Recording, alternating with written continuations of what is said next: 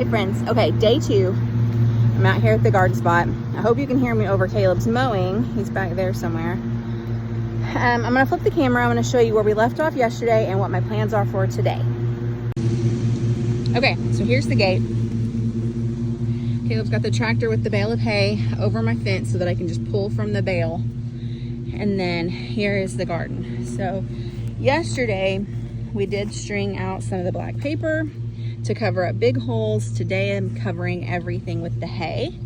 I do still have some weeds to pull, but for the most part I'm just going to cover them up with the hay. The hay should smother them out. So I do have the 2 beds, so here they are. I think I'm going to, because we have this old stock tank that I also plant stuff in, and it has soil left over from last year, so I'm just gonna put fertilizer in and move on. I think one of these are gonna go here and then the other is gonna go here. So we'll have basically an L-shaped section of raised beds. So I did put down some paper here.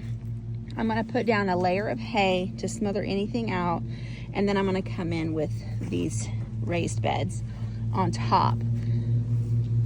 And then I'm just gonna start spreading this hay everywhere, and then I'll come back and show you what I'm doing. Okay guys, I am back. I am tired. It is 2:30 in the afternoon, but the garden is done with everything that I can actually finish today. I didn't have enough plants to do everything that I wanted to do, but we got everything planted that we did have. So let me flip the camera and I'll show you.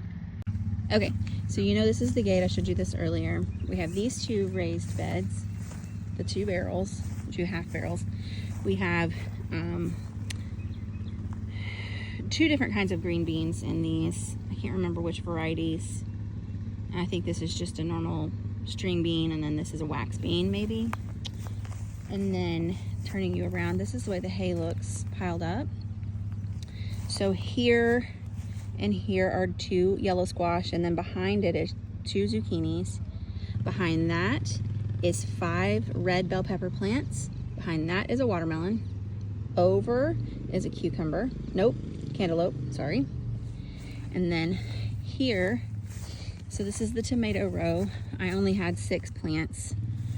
So we have the 2 T-posts lined up. So once we get all the tomatoes planted, we will run a wire from T-post to T-post and interchanging into these. We have found in the past that tomatoes get really heavy, and so they topple these things over. So once we got everything planted, we'll run the cord. And then